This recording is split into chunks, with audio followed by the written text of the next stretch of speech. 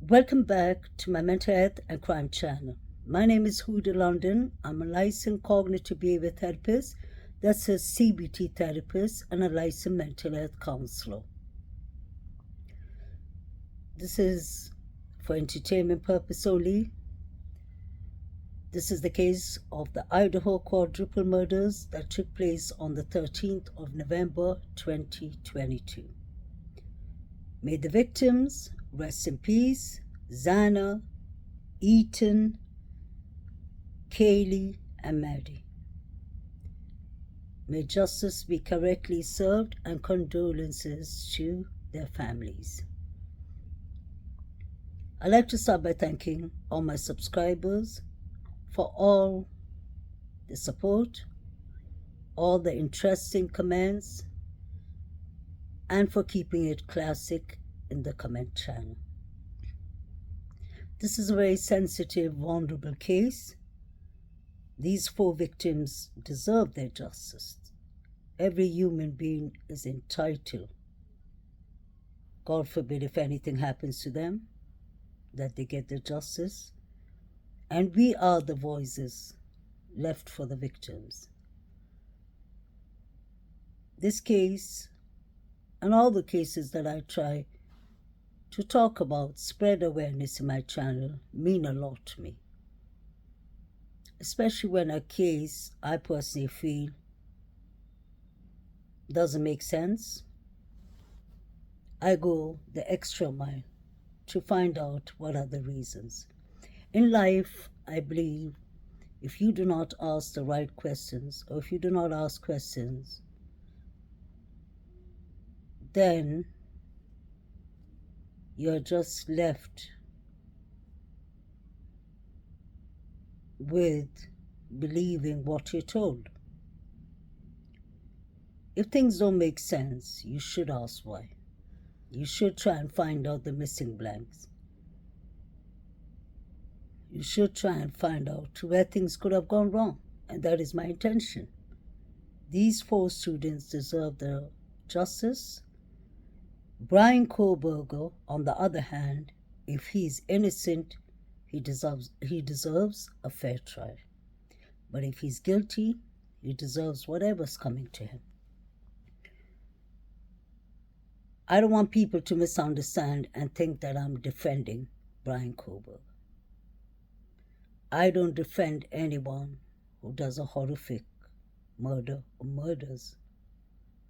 But I believe that we are entitled to ask and keep on asking till we get the answers. Just like Ann Taylor has been asking and keeps on asking up to today to get all the evidence, like the 3 unidentified male DNAs.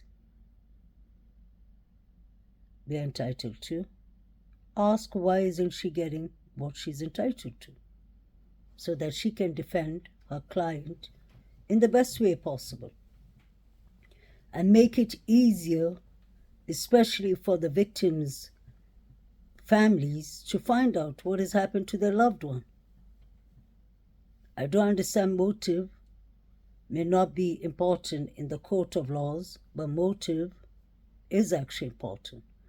Because once you have a motive, you could understand who committed the crimes. On the 13th of November 2023, these 4 students were murdered.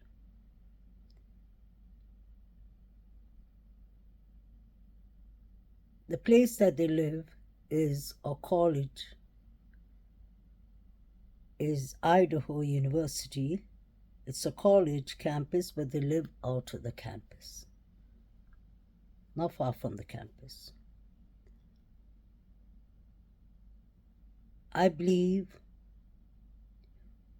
how the girls lived, the victims, and how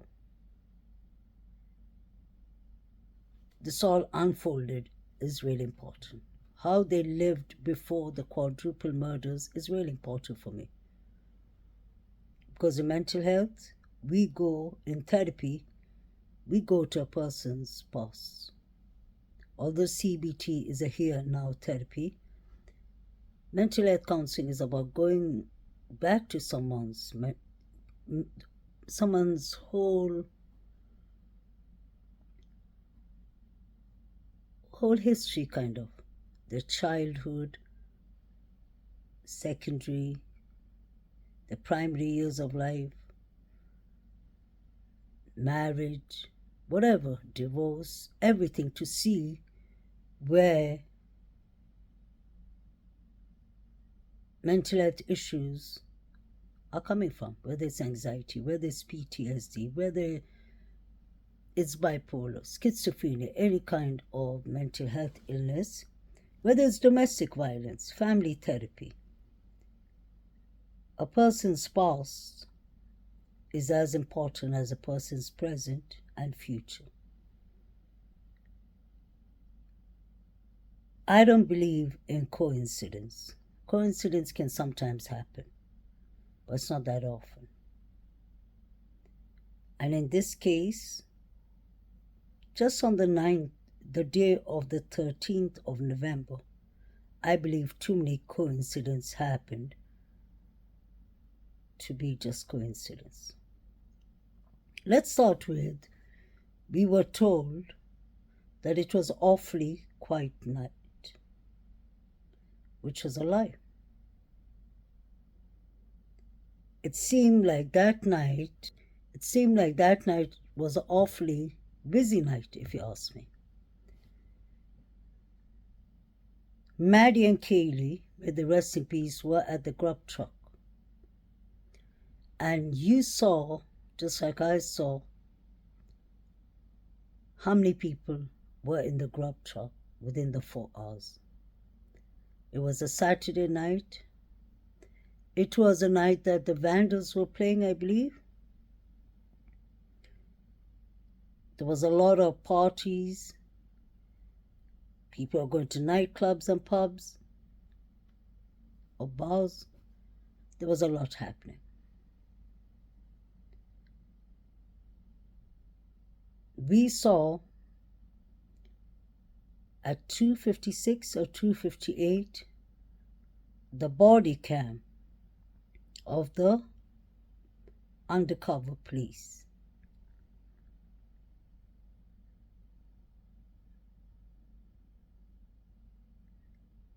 We had 4 young men who were stopped by the police. We had Saeed was one of them, who was playing with his mobile. He was 21, so he had beer in his hand. We saw that clearly. Then we had the other 3 young men that were quite oddly dressed for me. One of them seemed to have female clothing on. The shirt he had was not his size, and that was clear to see. He had the arms of the shirt folded, because obviously it wasn't his size. You could even see the pants look more like a female pants, and he had on shoes, black shoes, that were Vans. And we know from the affidavit that the Vans shoes was mentioned, because the latent footprint was found in front of Dylan's room. Keep that in mind. I do understand many college students wear Vans shoes, so that's not something that you can accuse someone of. But this is all my thoughts, and this is for entertainment purpose only, strictly. These things I'm talking about are not the facts right now. But the fact is that 4 of them were stopped by the police. Now, law enforcement works different ways in different countries of the world, but they usually work the same in the Western countries, whether it's Europe, whether it's the United States, Canada, they have the same laws, mostly. When law enforcement tells you to stop, you have to stop. If you don't stop, that's breaking the law. That means common sense will tell you you're up to no good. Saeed stopped. He was approached by the officer, so the officer was obviously talking to him. And then the other officer went to stop the three young men. They refused to stop. They kept on going on. The officer pointed his torch. He put on his torch on them. He kept on saying, hey, hey, stop. They continued going. Then we could hear the noise of the officer running with the heavy breath, because obviously he has maybe equipment and such things, whatever he had on, we could hear the noise. And he even told the other officer, they're not stopping, and he ran after them. These young men were walking fast away. To start with, we don't know what they threw in the fields. If they dispersed something, it could be a weapon, example, it could be anything. We have to use our common sense here. They finally stopped. When they stopped, and the officer brought them further down, he asked them a question. He said, why didn't you stop when I told you to stop? And I find this body cam stop to be a real serious one that should be investigated. Because either the officers weren't doing their job properly, or either it's normal in Idaho, Moscow, for people to walk away from cops, which I don't believe it is anywhere in the world. The officer asked them, why didn't you stop? And they started making conversation with the officers. Who usually starts making conversation with officers? Let's think about it. When you know you've done something wrong, like just say speeding, crossing a red light, driving without a license, committing a crime, you usually try, number one, to ignore the attention of the officers. And then you start trying to make conversation with them. These young men asked the officer, instead of the officer being strict and thorough with them and asking them, why were you running? If I was officer, I would have called, backed up and tried to check if they threw anything in the field. Even just say alcohol bottles, because they weren't supposed to be drinking, they're under 21. If they were drinking tequila or just say anything, vodka, anything, they could have thrown the bottle. They could have thrown weapons. Just say anything. These are people who refuse to stop at a police stop. They started making conversation with the officers like there was no tomorrow. One of them said, oh, we thought you were we didn't think you were officers, we thought you were the false police. So the officer asked him, how many false police or law enforcement do you know? And they were like, oh, they continued to make a conversation. One asked them, is that the car you all drive nowadays? The officer shouldn't be making conversation with them, said, yeah, they're trying to reduce keep on the budget or reduce the budget, so now they're making us drive hybrid cars or something like that. The whole time I was thinking, are these people serious? Are these officers serious, and are these students serious? The officers asked them for the names, everything. You all saw how that went. Now we have, on the other hand, we have Saeed from the Sigma Chi fraternity boys sliding and playing with his mobile device. You can see his phone device has some kind of pictures that should be seriously investigated. I'm surprised that it still hasn't been investigated. because if it was investigated, many people would have gone down. Or they would have had more evidence on Brian Kohlberger, or they would have had more evidence on other people who could be the real suspects. But it wasn't done. Now, mind you, while all this is going on, those were the times we were told the murders happened between 3 to 4. That's very important. We were told the murders were targeted, and we were told that the targets could have either been 1, 2, or all the roommates who were the victims, or the residence was a target. So we have these 4 dodgy characters, suspicious as hell, in Banfield, allegedly trying to not stop for the officers and then trying to make conversation. What I observed, especially when the officers took the 3 boys and they crossed over to the road, is I was checking, because later on they started blurring their faces. I heard it's because they're minors. They ain't minors. They're 20 years old. 19 and 20 ain't minors. It's just that they're minors, that they can't drink liquor. When they blur their faces, no matter if they blur their faces, what you see is the breathing level. People do get paranoid, get anxious, have mixed feelings when the police stop them, obviously. But breathing like that, the guy who had on the Vans shoes, his breathing was really heavy. He was breathing in and out. You could literally see his whole chest. You could see his stomach going up and down.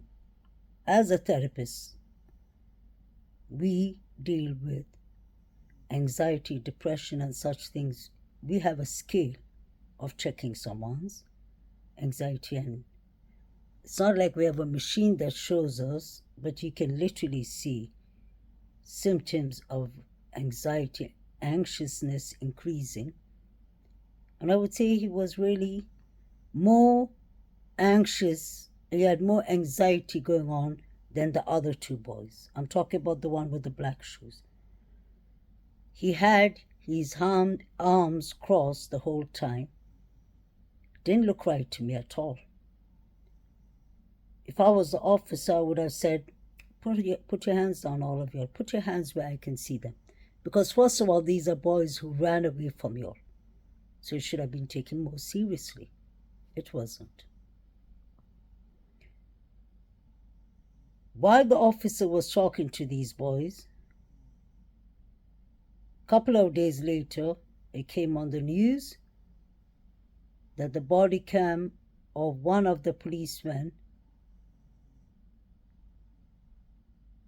picked up 4 to 5 or 6 figures running.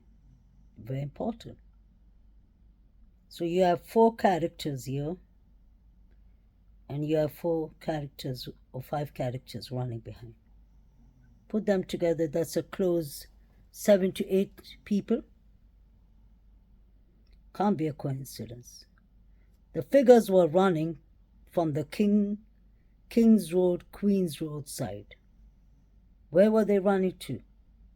It was very obvious, Sigma Chi or Alpha Delta. It was one of the fraternities they were running to.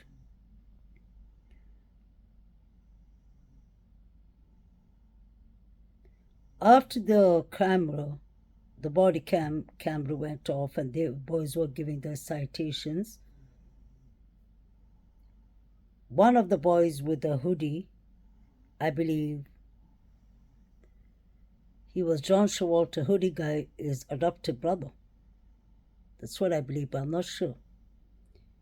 He walked to, I can't remember that road, Valento or something. He went to the other side, and we saw him either throwing something in the trash or he was getting something out of the trash. So we have 3 incidents there, including Saeed watching those pictures. 4 incidents. Are we trying to say that they all are coincidence? Does the police expect us to really believe that? I don't know about y'all, but something wasn't right there. It can't be a coincidence. I'll tell y'all now my opinion about what I think really happened. We have the 4chan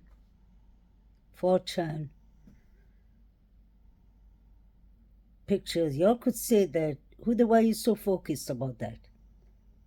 That was just, many people put anything in 4chan, and it could have been just some random person who just had beef or anything against the Sigma Chi boys who wrote it. And I could say, yes, I agree with you, because nothing of here is facts. Nobody knows the facts till now. But I'll tell you the things that are red flags to me. And today I thought of pointing them out as red flags. I don't even understand why they're not investigated. Number 1 red flag is the 4 figures or 5 figures. Number 2 red flag is the boys in the body cam video. Number 3 red flag is actually, if I'm not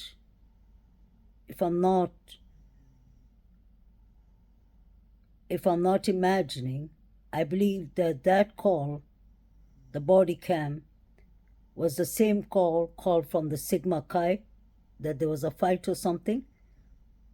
Unless it's 2 separate incidents, which I doubt. I think this incident, these boys, somebody called the cops on them.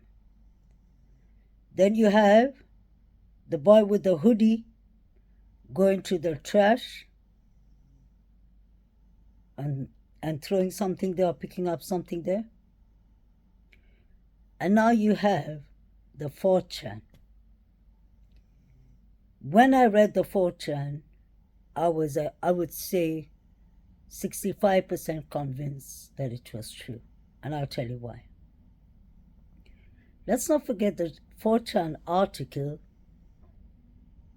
told us how the Davids and all of them decided to, how they were very fantasized. They had a lot of fantasies about doing these horrific murders. Then they had targets: Zana, Eaton, and Maddie. So that would make a lot of sense, because everyone asks the question, why did they need to go to the 2nd floor? Or if Maddie and Kaylee were the targets, why did they need to come to the 2nd floor? Or if it was the couple that was the targets, why did they need to go to the 3rd floor? Because if you go according to the 4chan, the targets are both in floors 2 and 3.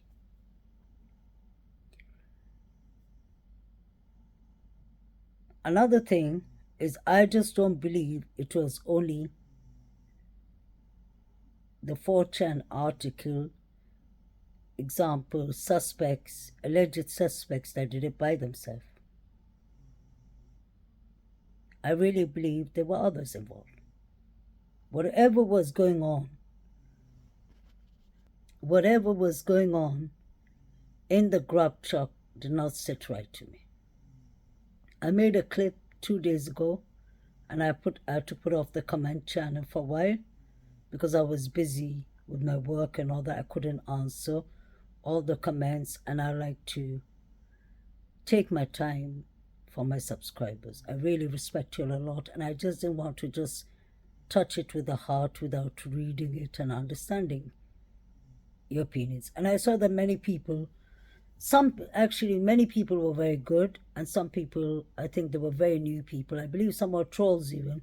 It could be the Sigma Chi boys too, honestly, were being very disrespectful and such things. So I thought, just put it off, because I don't want to get in trouble with YouTube or get community-like strike for people is personal opinions. Because this channel is meant for trying to get justice for victims. So I really appreciate my channel a lot. I really appreciate my subscribers, viewers a lot. And I don't want to be stirring up any, any misunderstandings, miscommunications, or anything of that sort. I don't want to. But I like to be frank and say what I see, because I can't just watch all this, the Grub Truck video, the body cam footage, and all these things, and sit here and pretend like Brian Koberger is the only suspect. That is wrong, because there are more suspects. And that's the reason I believe nobody's coming out in Idaho, Moscow, and giving their opinion. Because what happens to people when they try to come and tell us what they witness, they end up being like Dot, and they end up being like, was it Kim? People start attacking them. And that is not right, because we can't expect someone to talk and then we attack them when they talk. That is so unfair. We can agree to disagree in a respectful, mindful way, but let the victims, or let the people who saw something, even if they're trolling, let them talk. And then it's up to us what we want to believe and what we don't want to believe. But I've seen many YouTube creators going to different channels and coming on YouTube and saying, oh guys, debunk Dot because she's lying, and debunk so and so. That's not right. Who are we to be calling people liars? We shouldn't do that. But when people say, example, that can't you see it's BK who did it and blah, blah, blah, no. Show me the evidence. And I promise you I'll be the first one to say, I'm convinced that it's BK. But I'm not convinced here. Absolutely not.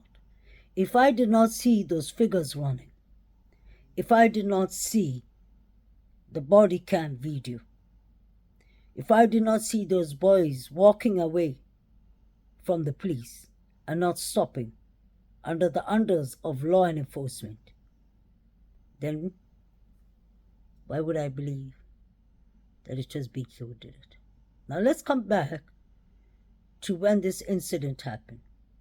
The first couple of weeks, do you all remember that it came out on all the news.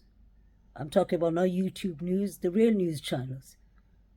At 3 a.m., there was a light seen. A car light was shining from next to the girl's house. People argued and said, no, it was from one of the windows of the victims. No, it was a car. The light was going on and off.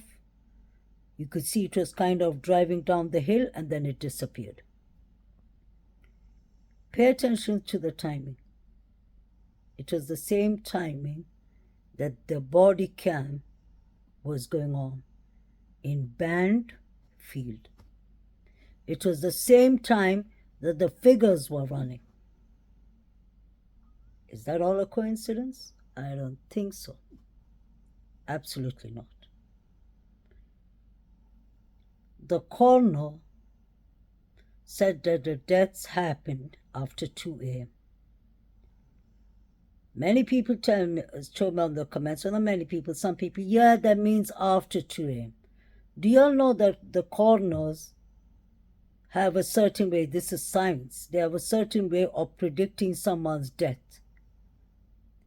The stiffness of the body, trigger warning, and such things, when a body has just expired, for whatever reason, the body's warmthness, the blood flowing in the body, and how cold the body is, how stiff the body is, they can predict it. They said after 2 a.m. I would take that as 2, 3, maybe even 4. but I would take it sometime between 2:30, 3:30, somewhere like that. That's my personal opinion. The coroner wasn't allowed to say much after she said. Many people thought that she was actually very, I wouldn't say, many people had many negative things to say about the coroner, but I always say, may God bless her. Catty, can't remember her whole name, but may God bless her. Because this whole case is being covered up in such a way, for whatever reason, that God bless the coroner for giving us at least a bit of information. She could have been more mindful by not telling Kaylee's little sister, who's a minor, of the way Kaylee was murdered and all. That was wrong. You don't do that. And especially being a therapist, I know that those are certain things you don't breach. You have to always be mindful of when you're breaking news to someone. Doctors know that. People who work in the medical field know that. Nurses know that. Certain codes you don't break. But anyway, besides that, I think she did a wonderful job. But the coroner told us that they all died in their sleep.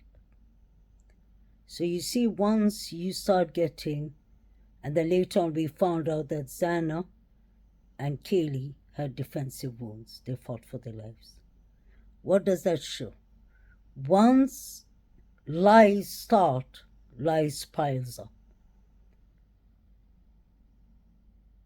That's why from young I was taught, don't lie, because one lie leads you to thousands of lies. You'll have to cover up the next lie, and the next lie, and the next lie, and the next lie. You can't keep on doing that. That is what's happening in this case. Something happened to the victims, I personally believe, between 3 or 5 minutes to 3, or maybe even 2:40, 2:30, and I'll tell you why. Something happened to Kaylee and Maddie after they made those phone calls to Jack. I don't know what happened or who happened, but something happened.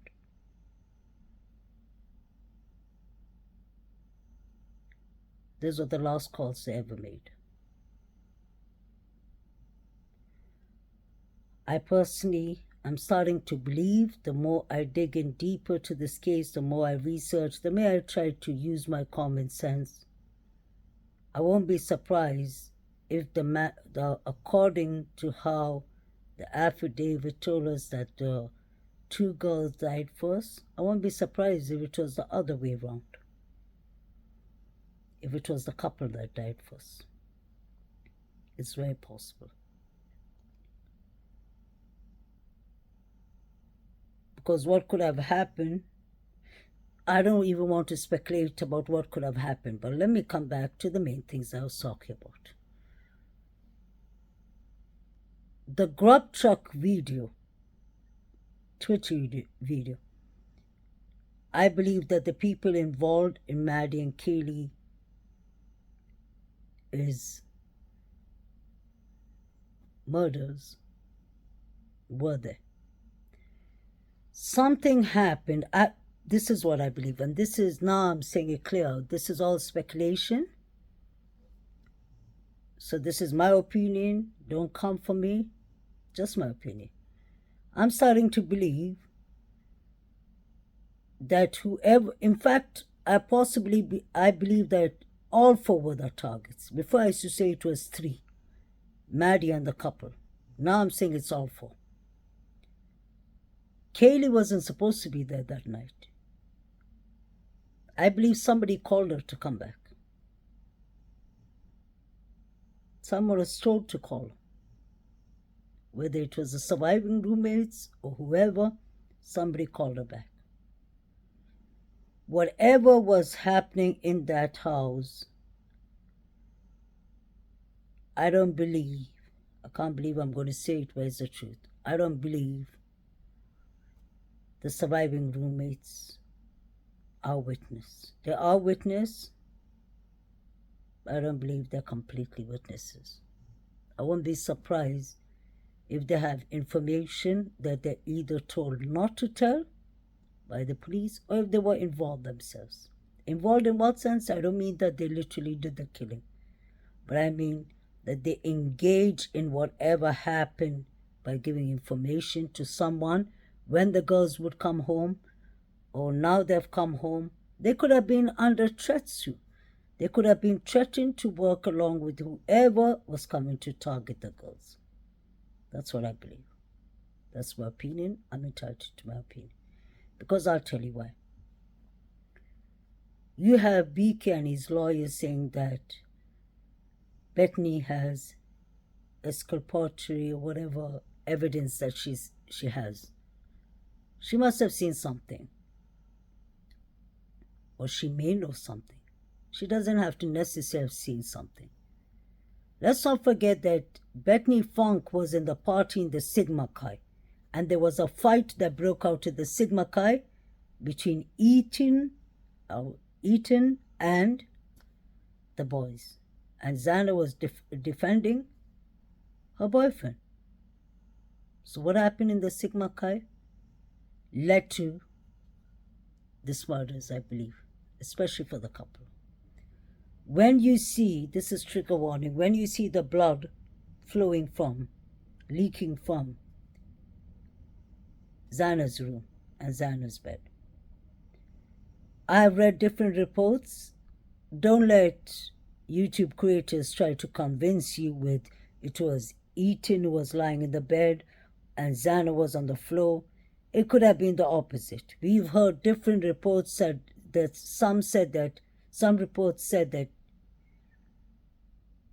both of them were on the floor and Eaton was near the hallway and the door. Some say he was on the bed. We don't know what is what because that is all up to the police who first came there. And another thing, it's not only up to the police. Let's not forget, let's come to this important thing. There are two surviving roommates. People said that they were in shock, they froze, whatever. I'm a counselor, licensed counselor. I should have, obviously, the mindfulness to think about the shock mode. And I believe that. There is the shock mode. But why I'm not convinced that they were in a state of shock is when you're in a state of shock, you're literally in a state of shock. It's not like you just go lock your room and then start texting your surviving roommate. Where does that happen? That shows you're not literally in a shock. Why was she texting the roommate and why wasn't she calling the police? And when she texted the surviving roommate, why didn't Bethany Funk say, you know what, the right thing to do is let's call the police? I don't believe that anyone was in so much of a shock. Because you saw a man with bushy eyebrows. You saw a man with a mask, black clothing. You heard all the noises. You heard... That is the one that actually really gets me. You heard actually Kaylee or Xana, especially she said Kaylee, saying, I think there's someone here. Isn't that the time you should run, lock your room, board it to the cupboard or something, either jump out of your window or call the police? You already heard one of your roommates saying, I think there's someone here. Oh no, but Dylan waited for the person who said, I think there's someone here. She opened the door once. She opened the door twice. She opened the door thrice. She saw the man with the bushy eyebrows and the black clothing passing her by. Then she decided he left from the sliding door, but for some reason or the other, the front door was wide open. The police was asked about that, and Chief Fry said that will come up in the court. The front door was open. Who left the front door? Was it the Sigma Chi boys allegedly? Was it the boys that were caught in the body cam? Was it the figures who were running?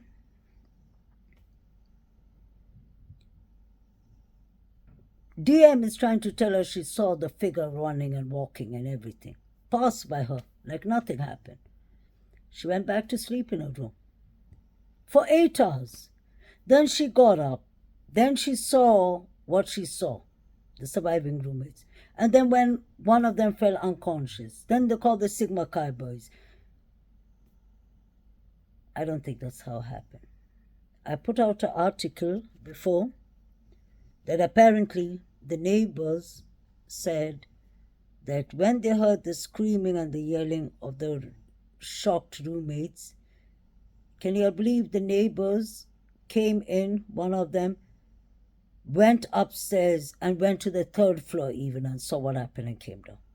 So did the Sigma Chi boys. So when these people are literally tampering a crime scene, I'll tell you when the crime scene was no longer a crime scene. When the 4 people got brutally killed, blood was everywhere, I guess, like the coroner said herself. What happened after that?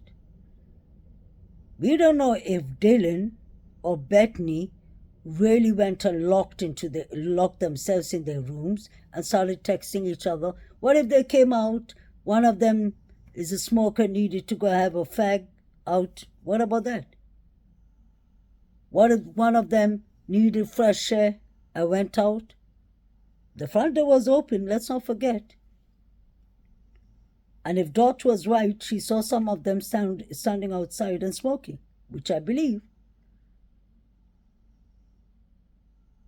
Are we supposed to believe that for 8 hours the victims did not move, did not make a sound, locked their doors, but at 12 o'clock they managed to call the Sigma Chi boys? Not the police, yeah? The Sigma Chi boys. While 1 or 2 of the neighbors went upstairs, saw the whole crime scene, the police came at 11:58. But guess what? Now on 48 hours, we have Jasmine Conodal, Zana's sister, saying that she was called in the morning. Let's get that clear. She was called in the morning and she was told what happened to her sister. Isn't that strange? We have Eva, Katie's friend, who told ABC News that she found out that at 10 a.m., 10 in the morning,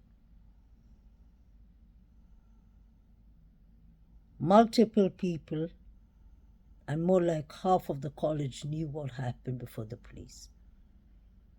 Yes, it was a targeted attack, but it wasn't targeted by BK.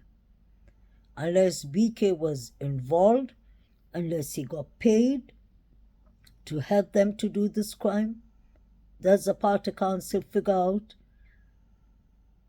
BK had to have a reason for his car to be pinging there, and we'll find that out in the courts, hopefully. He could be there for many reasons. He could have gone there because maybe he was dating Dylan. Allegedly, he could have been dating Bethany Funk. This man used to do drugs before, let's not forget. What if he was doing drugs with one of the roommates? Surviving roommates. We've never thought of that. I'm not trying to put the surviving roommates down, but I'm telling you that there's something that doesn't sit well. Like Shakespeare said, something smells rotten in the state of Denmark. Something is really, really rotten in this case. Do you all remember that the police kept on saying we need to speak to the occupants in the white car? And then later on they said, occupant. They could have seen something. They used to say person or persons, but always the white car was referred to as a 2011 to 2013, what's it called? Hyundai Elantra. Let's go back and remember that light that was flashing from the girl's house was at 3 o'clock, around those times. I noticed that Jack D used to have a white Hyundai Elantra. And that looks like a 2011 to 2013 model. Where did that go? I heard he sold his white car 1 week after the murders. And I heard it was the white pickup car he sold. Whichever car he sold, what was his purpose of selling the car? Why did the girls call him?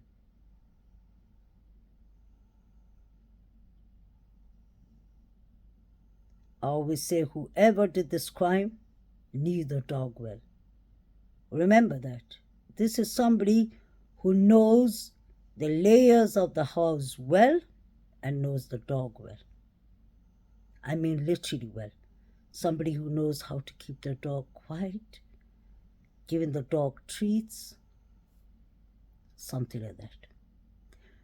Another thing that we should keep in mind is one person, although he was ruled out, whose alibi doesn't make sense, besides BK's alibi, there's another one who doesn't make sense, John Schwartz. I was recently watching somebody saying on a panel, without even naming people, oh, John Schwartz is innocent, and somebody who lives in Idaho told me that, and he was never a suspect, and it wasn't him who was harassing the girls in the corner club, it was another guy, he got kicked out. Oh, please. I've been watching this case from the first minute it broke in the news. I remember, honestly, I was one of the first creators, although my channel didn't have many subscribers, that put up the news clip, because everyone was really busy on the Kylie Rodney case still. We all were so devastated, so upset, so hurt about Kylie Rodney's case that it wasn't ruled out as foul play. So because of that, I think nobody took interest to this case. But as soon as I saw it, I thought, how come the YouTube creators aren't picking up on this case? This is big. This is a quadruple murder. And at the same time, there was a college nearby that 3 boys got shot and killed in the football teams. So for all the people like who have doubts about Jack Showalter, I'll tell you why. He was ruled out. But whoever thinks that he was just escorting the girls home, I think you all should dig deeper. As a mental health therapist, the more I research the boy, he has antisocial personality disorder symptoms. I'm saying that directly out. I know people hunt, but we've seen the pictures of how he took out the cows inside to the outside. That shows he can deal with blood, knives, weapons very easy. This woman was saying on the panel, oh no, it's not like that, and I have evidence. I kept on saying it in the chat, and I don't think it's right to be spreading such rumors. She kept on saying, no, he wasn't kicked out and all that. He was kicked out. If you don't know, then you should do your research properly.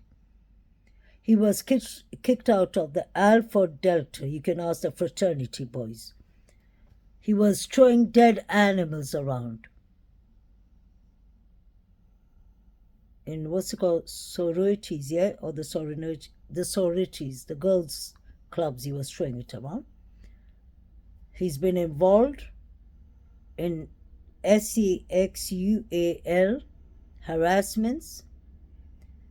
I showed you all the article of the girl who spoke, who's from Boise, Idaho, who used to work with him. She said you can go and check the police report I filed in about him. And she said, my boss knows that too. I got into trouble a lot. I got heat for that at work, she said. She said he came right in front of my face. He was bothering me till I slapped him. She said he has a nasty way of talking to women. And strangely enough, all the harassments happened to be with females.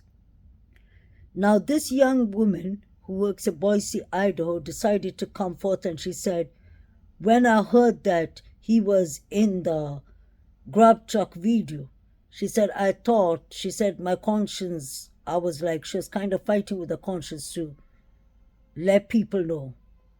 She said that this man needs to be double-checked. She's from Boise, Idaho. She said me and my other female co-workers have had incidents with him. He's always vulgar to women. He talks rudely to women. He's nasty to women. He harasses women. Allegedly, he got kicked out of the Alpha Delta. That is the reason he was living in Queens Road. His wealthy parents had to hook him up, fix him a place. He lived only 1 minute away from the girls. In case y'all didn't notice in the Grub Truck video, because even it came in Banfield, y'all heard Maddie telling him, F you. She was like, hey you mister, F you. Whether she was intoxicated or not, it just shows that something was going on there. We saw the girls walking from the corner club. What did Kaylee say? Kaylee said, Maddie, what did he tell Adam? And Maddie said, I told Adam like everything. And allegedly, it's been cut off, but Mr. Showalter said, oh, Maddie, they're coming to get you. Showalter was sent there not to escort the girls in a good way. He was there to watch out for the girls because he was sent by whoever. I pointed that out many times. The guy in the black tracksuit and the blue shoes who walks in to the Grub Truck with something white was written on his tracksuit pant on the side. You can literally see them texting each other. Some people are like, how do you know they were texting each other? I'm not going to argue with everyone in the comments section. I can't do that. But I'm telling you to use your eyes, pay attention, use your common sense. Some interaction was going on between these two men, whether you'll see it or not.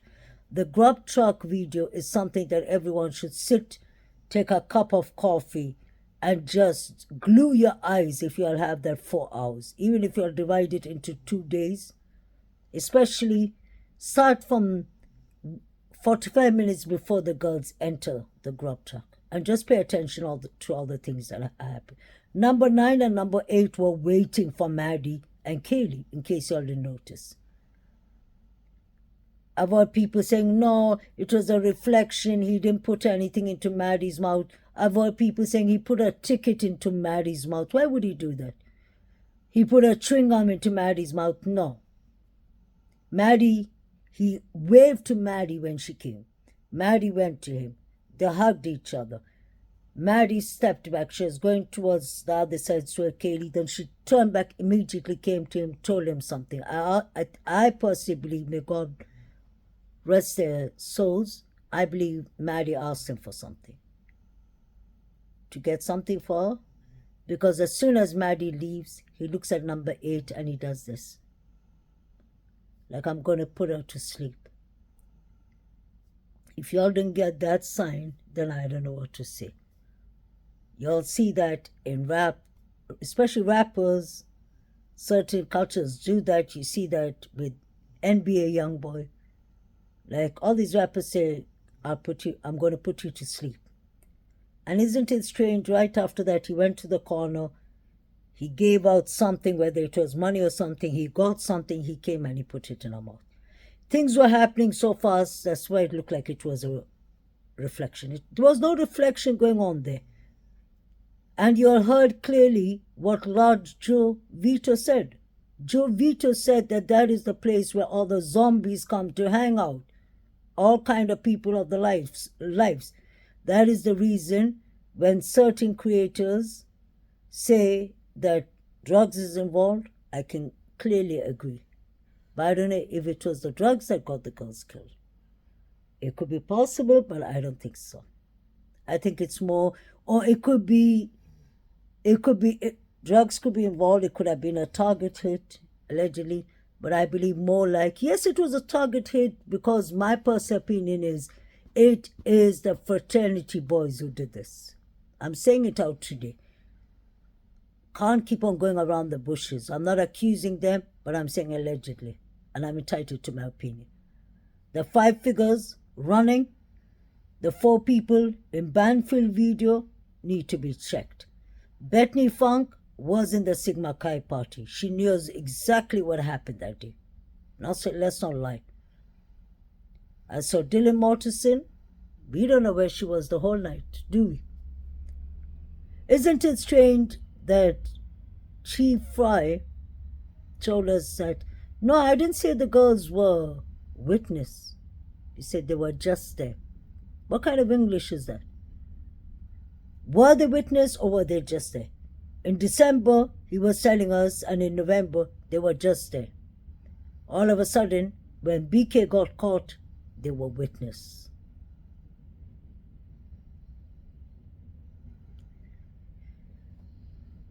I just believe that there's more to this case. And there was 3 unidentified male DNAs found there. That's why this is not going to be an easy trial. This is going to take time. It's going to drag on. I believe in October. And Taylor's going to say, they haven't given us the evidence. We also, and then, what's his name? Thompson is going to say, no, we handed up whatever we were supposed to hand out. How can we get something that doesn't exist? It's going to go back and forth for a while. If it was BK, believe me, they would have handed everything they had. If they're running around with a touch DNA that could have been planted, honestly, BK could have been easily framed. What if BK, just take this as an example, what if BK knew one of the 2 surviving roommates and they called him? They thought, okay, since he works with crime and justice and criminologist and he's a teacher and maybe he can help us to clear this mess. That so-and-so did. What if he came there, he got out of the car and he saw what he saw and he ran back to his car? How do we know it was BK?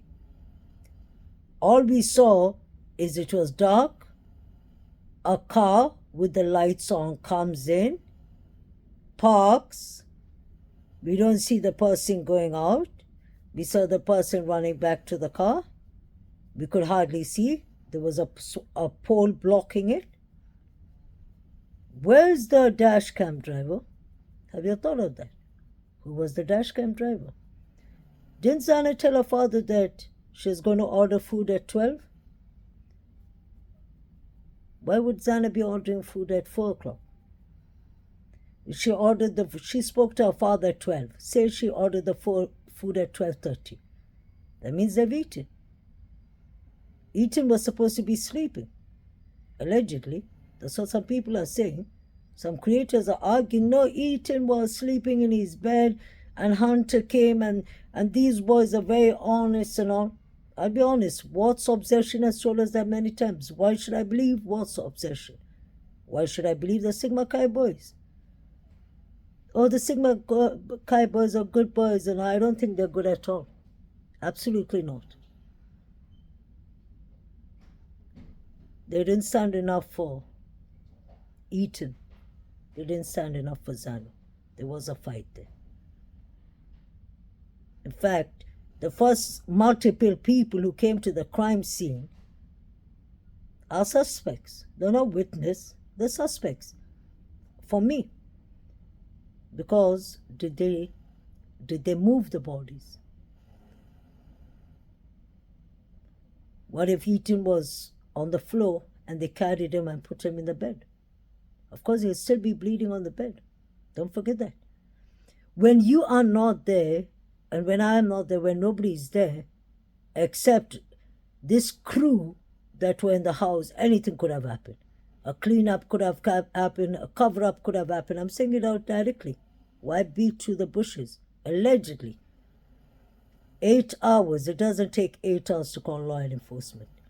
They're supposed to be in shock, but they're texting each other. You're in shock, so you decide to say there, knowing that the killer can come back. What kind of... Make it make sense.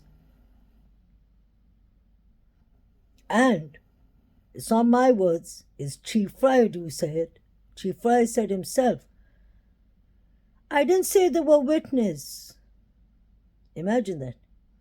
They were just there. The front door was open.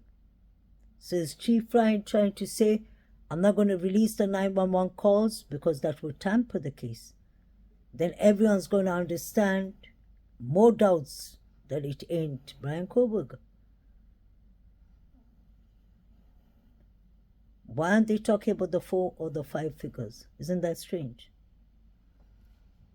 I find all these things to be very interesting, to say the least. Very interesting.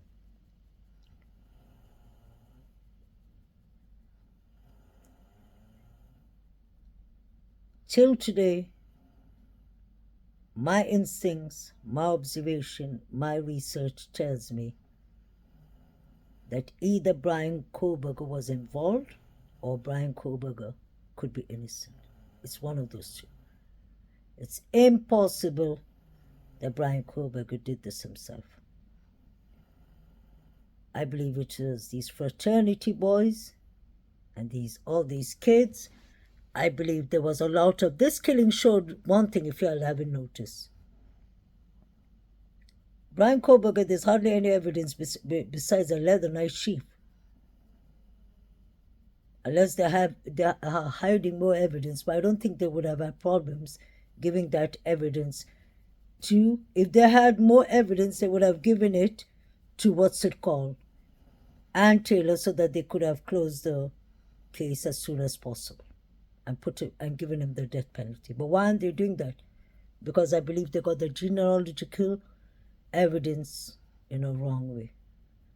They must have got it from some ancestry tree that law enforcement is not supposed to take it from.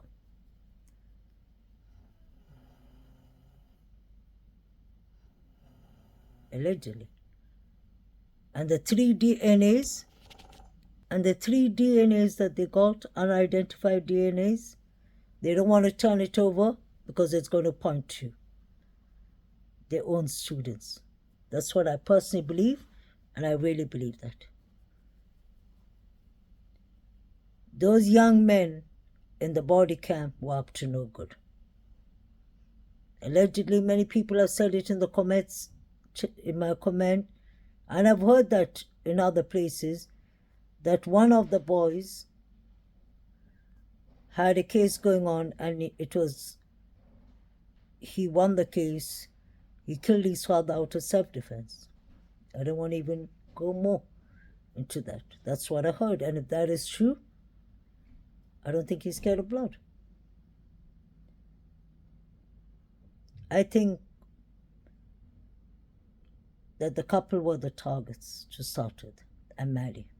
The couple was the targets because somebody was jealous of their loving relationship.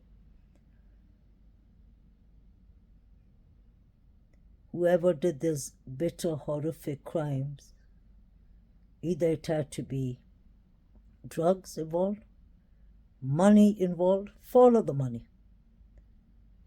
This was somebody trying to give a clear message, like don't mess around with us. Whether it was the fraternity boys, whether it was drug dealers, whether it was a hitman, whether it was Brian Koberger was sent to do it. But I don't think Brian Koberger was involved, honestly. He could be involved, yes. He could be involved. I don't think he did this by himself. His car must have pinged in the area because he was called after the crimes. Somebody wanted to frame him. I can believe that. This is all my opinion. I'm saying it once again so that when you all come in the comment channel, please do not give me heat for my opinion. I'm entitled to my opinion. I will change my opinion when I see the evidence to back up what they're saying. But I will still stick to the previous timelines. Many of the people follow the affidavit, which is important. I read it and I decided to put it aside. I follow the previous timelines. And I have a reason to that because that makes more sense. It can't be a coincidence that on such a quiet night, so many things was happening. It was the most busiest night. People were running away from cops. Four figures was running around, crossing to go to the fraternity or doing whatever they were doing.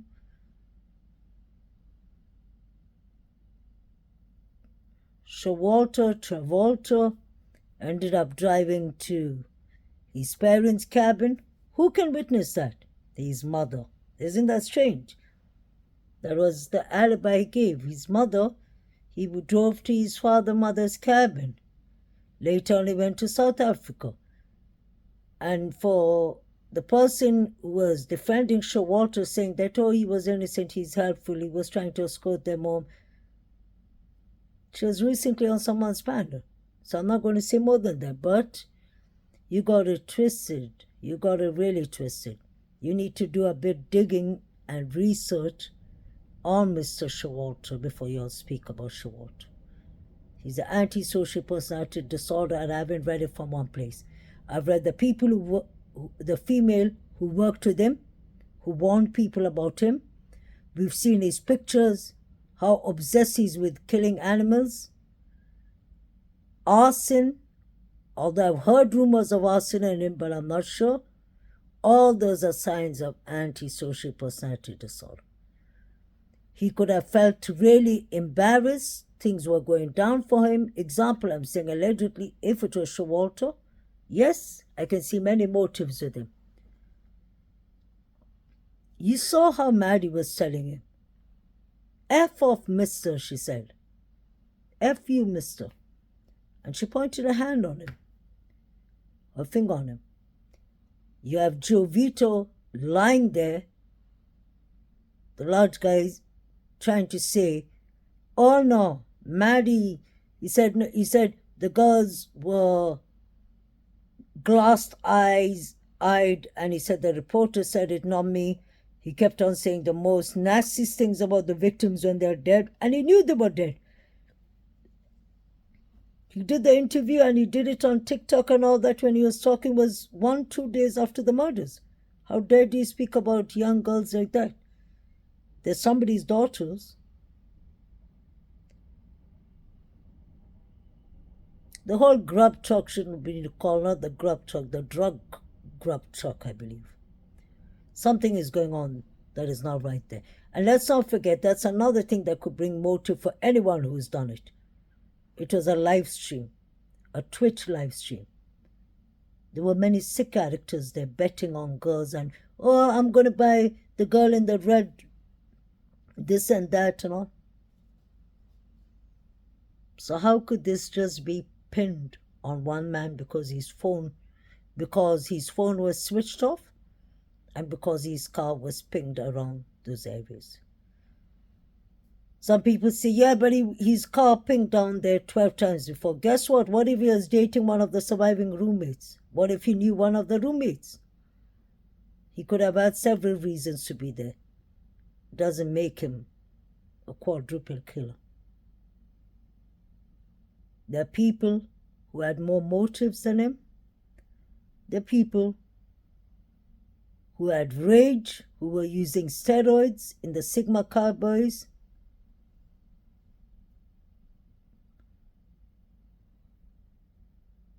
And there was a fight in the Sigma Chi. And the police were called at 3:01. Did someone call the police to distract the police while the killings was going around? Possible. Anything is possible. The front door was left open. You have Elon Hush talking about how easy it is to go into people's properties in Idaho, Moscow, saying that the doors are left unlocked and the windows are left unlocked. I can sit here and actually talk 6 hours and show you of each and every person that I think could be a suspect, the motives they could have had. And believe me, the more I check everyone, BK comes down last in the list. He had no connections with these girls. He had no connection with the victims at all. And let's not forget another important thing is when Brian Christopher Kohlberger was arrested for these murders, many people many trolls started making fake accounts of Brian, making him like adding other contacts on his contacts and all. So it doesn't necessarily mean when they're saying, oh, he was connected to Maddie or Kayla and all. I don't believe in that. Facts has to come out. They better hand over the facts to the defense attorney. Brian looks like he's smiling, he's confident, and he's not smiling, I think, because he's a psychopath. I believe he's smiling because his lawyer told him, don't look so angry and all, because that doesn't give a good look for you. But you can see he's eager to get exonerated, like he said. That makes me believe that there's more chances that there are others who did this crime. The guys in the body cam, one was wearing a black glove. There was a black glove found on the scene. That makes 1 + 1 makes 2. 2 gloves. Then you have one with Van shoes. Wasn't that the latent print that was found in front of Dylan's room? You have a guy wearing female clothes. Where did he change those clothes? Which man would go around with such tight clothes? And there's nothing wrong with that. People have their choice of dressing, but very, very strange dressing. It was cold and they were dressed like that, no layers of clothes.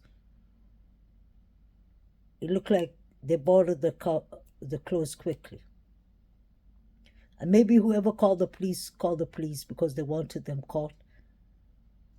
But they thought, turn the police on them and then the police will realize that they're up to no good. But then the police was busy playing with them. They didn't understand what was going on.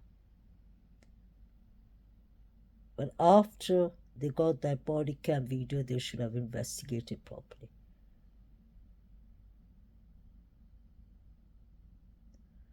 So I'll end by saying Brian Kohlberger could be innocent, or Brian Kohlberger could have been involved in these crimes, but I don't believe he did this alone. And I believe they need to hand over the evidence of the 3 unidentified DNAs. And the 3 unidentified DNAs is in the leather knife sheet. That's the glove, the fingerprints on the good vibes, and the latent shoe print. It was those 3. I've heard some people saying, no, it's a leather sheet. The leather sheet will be 4th. The leather sheet already said the touch DNA is on Brian. That's all they have on Brian. No blood, nothing. And all the experts say when such a horrific murders happen, usually there's blood exchange, cell exchange, there'll be a lot of DNA that comes through. That's the reason I believe Brian could have been framed. That is my opinion, guys. Strictly my opinion. That in the facts, neither the other creators or all of us, what we all think is our opinion, the facts hopefully should come out someday. Maybe they don't even have the facts. And when I hear Walt's obsession saying the more she talks and defends the Sigma Chi boys, the more it kind of upsets me, because you're not supposed to be working or talking or communicating with boys half of your age. You're not supposed to be communicating with people who are people of interest. And I'll tell you the reason they're people of interest. Wasn't Sigma Chi on investigation? And believe me, Sigma Chi is the upfront ones that Ann Taylor is going to use, because they were there when they made the 911 call. Multiple people, listen to that words, multiple people were on the phone call. That means the 911 dispatcher had to say she must have had multiple people yelling, screaming, whatsoever, and she must have been thinking, what the hell is going on? I don't believe the surviving roommates, or let's not call them roommates, let's not call them witness, because Chief Fry said at the start, I never said they were witness, he said. I never said they were witness. They were just there. So consider them as just there. BF and DM need to speak up. And it's DM that is the witness.